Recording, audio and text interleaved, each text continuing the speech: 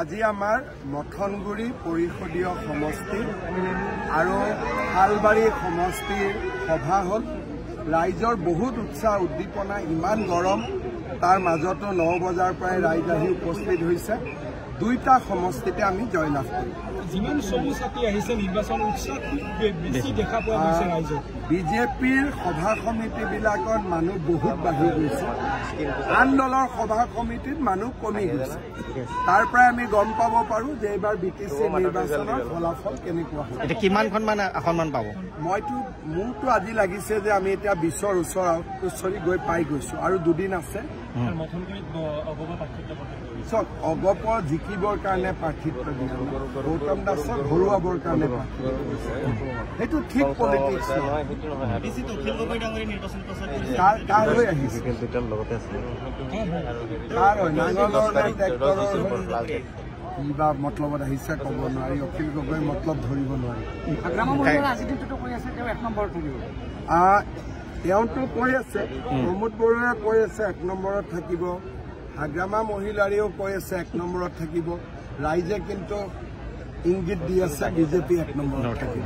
Sir গৌৰৱে এটা কথা কৈছে, ইউপিএল আৰু বিপিএফক পকেটত লৈ ঘূৰে মুখ্যমন্ত্ৰী। চব পকেটত লৈ ঘূৰা শব্দটো বেয়া শব্দ।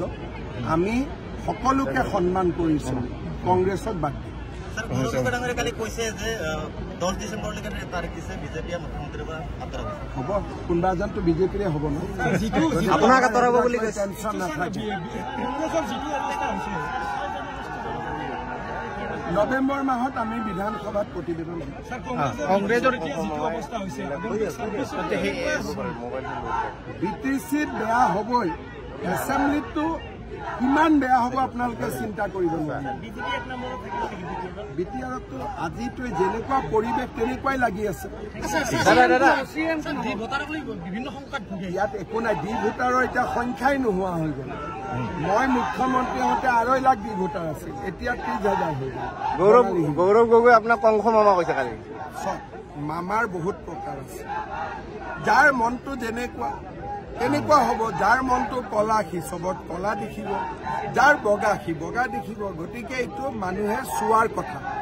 আৰু কংগ্ৰেছৰ মানুহৰ পৰা ভাল শুনিবৰ কাৰণে মইতো ৰাজনীতি কৰা নাই। মই আমাৰ দুখীয়া গাঁৱৰ মহিলা, বৃদ্ধ, আবাল বনিতা, তেওঁলোকৰ পৰাহে আশীৰ্বাদৰ কাৰণে মই ৰাজনীতি কৰি আছো, হয়নে নহয়? গতিকে কংগ্ৰেছে কি কৈছে সেইটোকে লৈ যদি দিনটো মই পিটিকি কৰি থাকো, বাকী কাম কেতিয়া কৰিম? মই ক'লো নাই, আপোনালোকে কংগ্ৰেছক লৈ মই সুধি আছে, কংগ্ৰেছক লৈ মই উত্তৰ দি থাকিম। অৰুণোদয়টো কোনে দিব? ৰাস্তা ঘাট কোনে বনাব? গতিকে মোৰ যিটো কাম মোক সেইটো কৰিব দিয়ক। পিটিকি কৰি থাকিলেতো ৰাইজৰ ক্ষতি হৈ যাব। চিফটো কোন হয় মই নাজানো, কিন্তু আপোনালোকে ইমান সুধি আছিল যেতিয়া ৰঞ্জিতে কৈছে এজন জাৰ্নেলিষ্টৰ পৰা এবাৰ বনাই দিয়ক।